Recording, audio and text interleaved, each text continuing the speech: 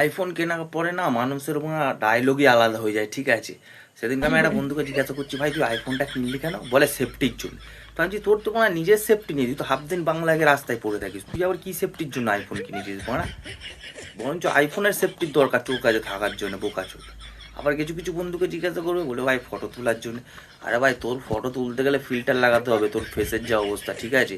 তো তার থেকে বরঞ্চ অ্যান্ড্রয়েডই কিনতে পারতিস শুধুমাত্র তো সেই ফিল্টার লাগিয়ে যখন ফটো তুলতে হবে, আইফোন কেনার তো কোনো দরকারই ছিল না আমার মনে হয় যেটা, ঠিক আছে। আর কিছু কিছু বন্ধুকে তো আলাদাই লেভেল, ভাই গার্লফ্রেন্ড পটানোর জন্য ভাই আইফোন না থাকলে আজকাল মেয়েরা পটে না।